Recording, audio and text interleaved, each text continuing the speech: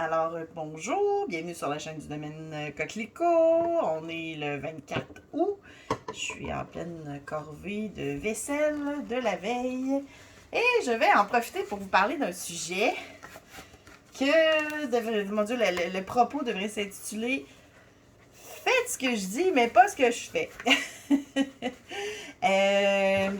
Histoire courte qui va probablement paraître longue ou peu importe. Ce matin, en fait hier, comme j'expliquais pour ceux qui ont vu la vidéo d'hier, j'avais fait mon planning de qu'est-ce que je voulais manger cette semaine. Et dans tout ça, il y avait des sous-marins qu'on se fait, moi puis Martin, qui contient de la sauce barbecue que je fais moi-même évidemment. Et l'année passée, j'avais trouvé une recette, ma foi, de feu. Incroyable, super bonne. Et je ne l'ai pas pris en note. Ce matin, je fouillais genre sur Google History pour essayer de trouver la soda de recette. Puis je ne l'ai pas trouvée. C'est ce qui m'amène à vous dire. Puis tu sais, le pire, là, c'est que j'arrête pas de le dire dans mes cours. Prenez des notes, notez qu'est-ce que vous mettez en conserve, le nombre de pots, ça va vous inspirer pour les années suivantes. Fait que là, moi puis Martin, on s'est assis de bonne heure à matin pour essayer de reconnaître la dite recette qu'on avait faite l'année passée. Ah, entendez-vous miauler? C'est encore Super Dora qui veut se faire de la pub. D'après moi, il y a quelque chose à vous vendre, je sais pas trop, là. Fait que prenez des notes, c'est super important. Tu sais, pour toutes. Parce que après ça, les années suivantes, ça va vous permettre, tu sais, parce que souvent le problème que les gens me soumettent quand on parle de conserve, c'est ouais, mais je sais pas comment faire. J'ai peur d'en faire trop. Tu sais, c'est sûr que quand on fait une batch de quelque chose, on va en avoir pour la peine, puis ça représente un certain investissement parce que si, mettons, on y va pas avec les légumes de notre jardin, supposons, ben, tu sais, on va acheter des choses en quand même une bonne quantité, puis on veut pas le perdre, parce que, tu sais, les conserves, ça a une limite. Fut un temps où ce qu'il disait 2 ans. Maintenant, Bernardin, la dernière recommandation qu'on a, c'est 18 mois. Fait que tu veux pas en faire trop, mais tu veux pas en manquer non plus. Fait que c'est un peu tricky. Fait que 18 ans, ben, la première année, prenez plein de notes de ce que vous avez fait, combien vous en avez fait. Hey, je m'excuse, vous voyez le bordel en arrière, hein? C'est les rénaux. Mais ça avance, ça avance. Un jour, on va l'avoir. Mais bref, c'est ça. Prenez des notes. Prenez des notes sur qu'est-ce que vous avez fait, où est-ce que vous avez pris votre recette. Tu sais, moi, d'habitude, j'ai un beau petit cartable avec toutes les recettes. Mais là, je pense, qu'est-ce que j'ai fait? J'ai le goût de pleurer quand je pense à qu'est-ce que j'ai fait. C'est que l'année passée, on avait fait 2 recettes de sauce barbecue pour essayer, tu sais. Puis il y en a une qu'on a vraiment pas aimée. Il y en a une qu'on a adorée. Et je pense que j'ai jeté la feuille de celle qu'on a adorée et j'ai gardé celle qu'on n'a pas aimée. Fait que bref, prenez des notes.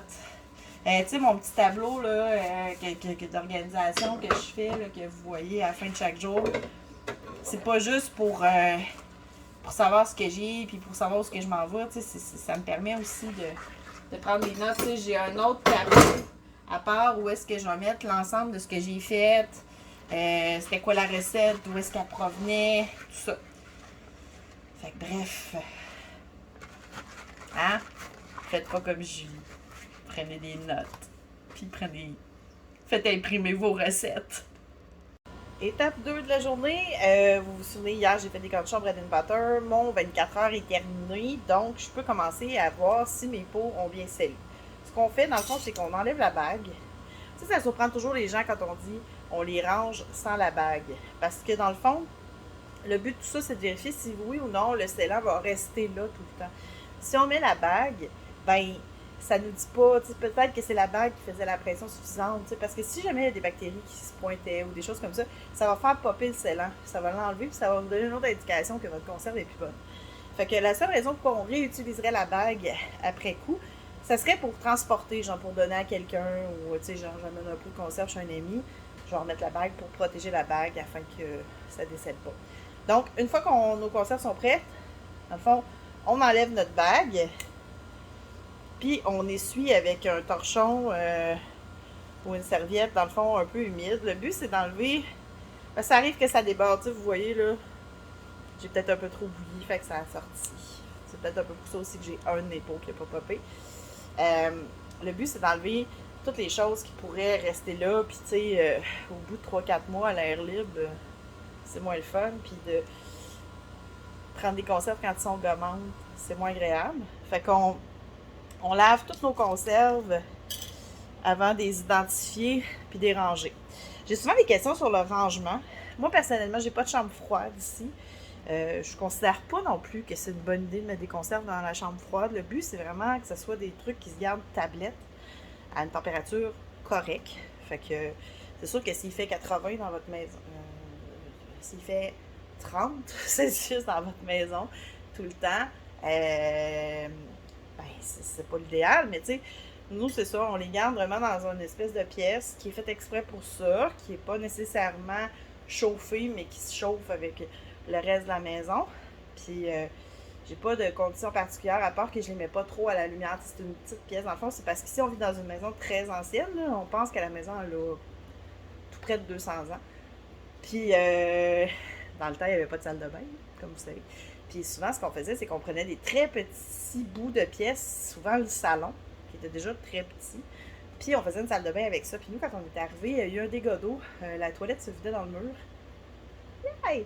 Fait que Foulet a arraché le mur au complet. Puis on s'est dit, ben tant qu'à ça, on va se trouver une autre pièce pour faire une salle de bain qui est un peu plus grande, ce qu'on a fait. Fait que là, il reste cette pièce-là qui existe encore. Fait que dans le fond, ça va être cette pièce-là qui va servir, dans le fond, pour ranger nos conserves. Fait que bref, qu'est-ce qu'on fait aussi, justement, tantôt, j'ai fait une petite minute historique, mon Dieu. Tellement pas. En tout cas, bref, qu'est-ce qu'on fait, justement, quand il y a une conserve qui, quand on l'ouvre, je vais la trouver ici, quand on l'ouvre, ça fonctionne pas. Tu sais, genre, il n'y a même pas. Puis regardez, on a la raison.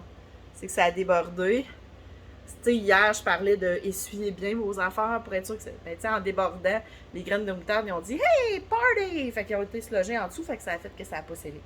Fait qu'à ce moment-là, c'est pas super compliqué, on enlève le ring. Je pourrais la prendre puis la reprocesser. J'arrête de dire ça. La retraiter une autre fois.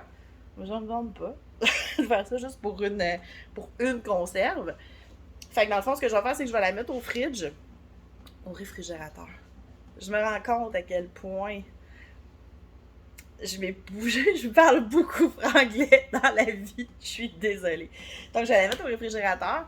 Elle va se garder comme une marinade normale. Là. Elle n'est pas plus bonne parce que ça l'a pas scellé. Là. Elle est encore très, très correcte. Je vais la mettre au réfrigérateur, puis Martin va la manger. C'est pas moi qui mange ça, c'est Martin. Mais Martin, je suis sûre que ça va se manger, il n'y aura pas de problème. Fait que c'est ça. Fait que je vais la mettre au frigo. Fait que c'est ce que je savais à vous dire. Fait que là, je me retrouve avec 5 beaux pots de 1 litre dans le fond de bread and butter. Puis selon moi, je devrais faire mon année avec ça. C'est limite, mais d'après moi, je fais mon année avec ça. Je vais le prendre en note. Je ne prendrai pas en note, c'est que j'ai pris la recette, parce que je sais que c'est la recette qu'on fait depuis que je suis enfant. Donc, je m'en souviens. Pas celle-là. Mais je vais quand même noter que j'ai, dans le fond, j'ai fait 5 litres de bread and butter, puis j'espère faire mon année. Notre but à nous, c'est vraiment de faire l'année au complet. Fait que, voilà. À plus tard. Je suis en train de rassembler mes ingrédients pour faire la fameuse sauce barbecue. Parce que, comme je disais ce matin, Martin était bon dans notre réserve. Il restait juste 2 pots. Fait que clairement, on ne fait pas l'année avec ça. Fait que je vais en refaire. Puis là, comme je vous ai expliqué en début de vidéo, j'ai perdu la recette. Mais je pense avoir trouvé quelque chose qui ressemblait beaucoup. Puis que de mémoire, ça ressemblait à ça. Ce que j'ai fait l'année passée. Puis, en ramassant mes ingrédients, ça m'a inspiré un petit bout que je voulais vous parler, une question que je me fais souvent demander. C'est genre, souvent les gens en conférence, entre autres, vont dire « Ouais, mais là, tu fais-tu vraiment tout? » Et la réponse, c'est non. Il y a des affaires en bouffe que je fais pas parce que, ou ça me tape ses nerfs de le faire, et le but, c'est vraiment de baigner dans le bonheur, hein? Ou je trouve que ça vaut pas la peine, je trouve ça trop long, le temps que je vais passer versus ce que ça me coûte si je l'achète du commerce. Une des affaires que je fais pas, c'est mon coulis de tomates. Je trouve ça long, laborieux, pour qu'est-ce que ça donne au bout. Peut-être que certains vont dire, ben voyons Julie, ça n'a pas de sens que tu fasses pas ton coulis de tomate. Perso, je le fais pas. Tu sais, il y a d'autres affaires comme ça qu'on fait pas aussi avec le temps et les années. T'sais, nous autres, ça fait, j'ose pas dire le nombre d'années, là. Tu sais, il y a des années qu'on n'en a pas fait là, pour des causes de maladies / apocalypse dans nos vies, mais on a fait pas mal des jardins depuis qu'on est ensemble, moi puis Martin, puis ça fait 25 ans qu'on est ensemble. Donc, je vous laisse faire la somme des années. Puis, avec le temps, on s'est rendu compte que tout ce qui était légumes racines, genre carottes, betteraves, les oignons, les navets, que ça donnait pas, ça valait pas la peine de le faire parce qu'il y a un certain temps de l'année, genre là, où ce que littéralement, tu peux t'en acheter pour presque rien. Fait qu'on trouvait que le temps qu'on passait là-dessus, versus qu'est-ce que ça pouvait nous coûter l'acheter du commerce, ça valait pas nécessairement la peine. Est-ce que ça veut dire qu'on n'en fera plus jamais? Pas nécessairement. Est-ce que ça veut dire qu'on n'est pas capable? Non plus. Ça veut juste dire que présentement, étant donné que tous les deux, on est quand même sur le marché du travail, Martin travaille l'équivalent de 4 jours semaine parce que nous autres, on marche sur un principe parce que Martin prend, ça fait très longtemps qu'il travaille à la compagnie où il travaille, puis il prend ses vacances puis il égrène dans l'année parce que pour nous, prendre 2 semaines de vacances collées, c'est pas nécessairement quelque chose d'envisageable étant donné qu'on a des animaux puis que c'est un peu difficile parfois de trouver quelqu'un qui veut venir garder tout ce beau monde-là pendant 2 semaines de temps. Fait qu'on part jamais vraiment. Fait qu'on on préfère comme que Martin, pour un certain bout de l'année, tombe à 4 jours semaine, ce qui nous donne une journée de plus justement pour faire des trucs sur la ferme, les rénaux, etc. Pour nous, c'est plus intéressant. Je m'égare. Vraiment beaucoup. Ah oui, c'est ça. Fait que tant qu'on va être sur le marché du travail, les deux, on trouve que des fois, le temps, tu sais, mais c'est sûr que il n'y a rien qui se compare d'une carotte que tu prends dans ton jardin, là. C'est sûr. Je suis bien contente de ça.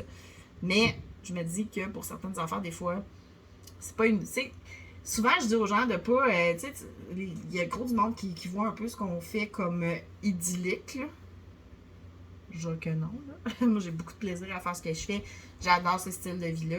Mais tu sais, c'est pas le paradis à tous les jours. Mais tu sais, je trouve que justement, pour que l'expérience reste intéressante et qu'on se tanne pas et qu'on se décourage pas, tu sais, là, de l'économie de bout de chandelle, puis des affaires de même, c'est peut-être pas ce qui est idéal. Fait que voilà, c'était une chose que je ne fais pas. Mon coulis de tomate. Je fais pas ça. Finalement, j'ai de la visite surprise aujourd'hui, donc j'aurai pas le temps de faire ma sauce comme je pensais, ma sauce barbecue cet après-midi, parce que j'ai un rendez-vous. Mais en les attendant, je me suis armée d'un ciseau et d'un panier et je vais aller cueillir de la verge d'or. La verge d'or, c'est une plante qui est super le fun à faire macérer. Je vais me faire un macérat huileux avec. Puis ensuite de ça, ben, durant l'hiver, je vais me faire des bombes. Donc, je vais pouvoir guérir des petits bobos avec ça. Je vous en parle pas plus longtemps là parce que ça va peut-être faire l'objet d'une autre capsule. Mais c'est ça, je cueille ma verge d'or, je vous dirais, au péril de ma vie. Parce qu'il y a de la bébite présentement. Ici, c'est fou. On a de la difficulté. Il y a beaucoup de coccinelles, énormément de mouches. Mais bon, personne pique dans l'histoire, fait que tout est beau. L'ennemi numéro 1, dans le fond, quand on veut faire des macérats, c'est l'humidité. Donc, c'est super important de prendre nos plantes quand il fait gros soleil pour être sûr que la rosée n'aura pas été dessus. Puis que, dans le fond, on ne se retrouvera pas avec de l'humidité qu'il ne faut pas. Fait que ce que je vais faire pour m'assurer qu'il n'y ait vraiment aucune humidité et que je fasse mon macérat, ça va être de les mettre dans mon déshydrateur un petit bout de temps. T'sais, même si je ne les fais pas sécher complètement, c'est simplement pour m'assurer qu'il n'y a vraiment aucune humidité qui va rester de l'extérieur. Hier, on a eu une bonne pluie. Par contre, quand j'ai ramassé, il faisait extrêmement chaud cet après-midi. Donc, c'est une façon de m'assurer là, qu'il n'y a pas de problème. Vu que c'est des fleurs, on va mettre ça à la plus basse température qui soit de notre déshydrateur pour être sûr justement de ne pas les brûler et de ne pas perdre les propriétés. En faisant ça aussi, je m'assure qu'il n'y a pas de bestiole qui est rentrée dans la maison. Car Dieu sait que présentement, il y en avait quand même quelques-unes. Je me battais avec les coccinelles.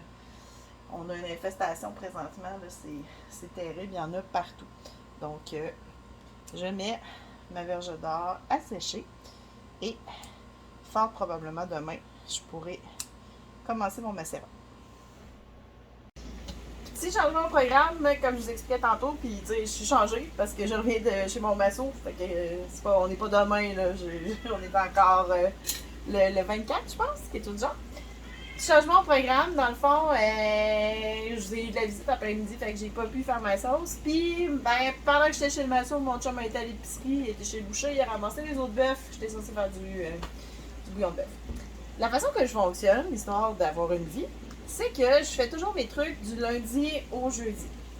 Techniquement, vendredi, samedi, dimanche, j'en fais pas, à moins que Martin, qui adore cuisiner, et que mon ami Mathieu aussi adore cuisiner, à moins que à trois on décide de faire des trucs parce que dans le fond, ça nous tente. Mais normalement, je m'arrange pour avoir toutes mes affaires dans la semaine pour pouvoir faire d'autres choses de ma vie, genre, pour ceux qui suivent le domaine, aller me perdre dans le bleu de Kamouraska comme j'ai fait il y a une semaine ou deux. Bref. Donc, étant donné que j'avais déjà les os, que ça ne me tentait pas nécessairement de toutes les congeler, j'ai décidé de faire mon bouillon ce soir pour pouvoir le canner demain. Parce que si je le fais demain, je ne pourrai pas le canner ni vendredi, ni samedi, ni dimanche. Parce que vendredi, je vais vers vous pour aller faire de la livraison de trucs du domaine.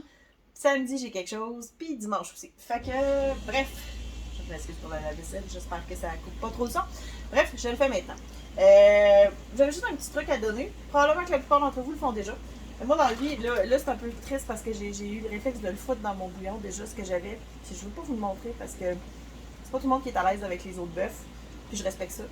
Fait que j'avais un sac plein de retailles de légumes style céleri et voilà, qui peut justement aller super bien dans un bouillon. Fait que toutes mes petites retailles de légumes, je les mets au congélateur au fur et à mesure que je les ramasse. Puis quand je fais du bouillon, je fous ça là-dedans.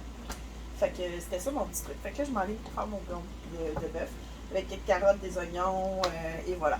Fait que évidemment, ce bouillon-là, je vais vouloir le canner. Si je suis en forme, je vais faire ça ce soir. Sinon, ça va être demain matin. Fait que c'est ça. Et voilà. J'ai beaucoup de gens qui m'ont parlé de comment qu'on pouvait, un coup que les trucs étaient déshydratés, mettre tout ça en action dans la cuisine. Donc, ce soir, on va manger des genres de sous-marins au steak avec oignons, champignons, poivrons. Champignons et poivrons proviendront de notre réserve de piments et de champignons déshydratés. Fait qu'on va vous montrer comment on gère ça quand on vient pour les cuisiner. Alors, voici pour vous montrer de quoi est-ce que ça a l'air quand c'est déshydraté avant que ça aille dans la poêle pour pouvoir faire un comparatif avec le après. Donc, on vient de mettre nos trucs déshydratés.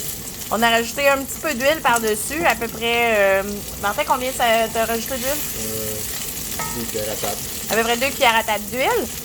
Puis suite à ça, le reste, dans le fond, ça va vraiment se passer dans la sauce. Mais déjà, je pense que vous pouvez voir, surtout au niveau des champignons, là, que c'est en train de reprendre un aspect presque normal. Fait que c'est ça. Bref, ça s'utilise très bien là, dans n'importe quelle recette. On va mettre la fameuse sauce barbecue de l'année passée. Caroline! Je vais vous montrer tantôt au moment de servir. Et voilà, presque pareil. Tantôt, je vous disais que j'avais été chez l'orthothérapeute. Hein? En voulant sortir de la glace tout à l'heure, je me suis coincé le cou. Encore une fois. Fait que j'ai décidé qu'à soir, je chillais sur mon fauteuil, puis je ferai mon canage demain. Bonne soirée tout le monde!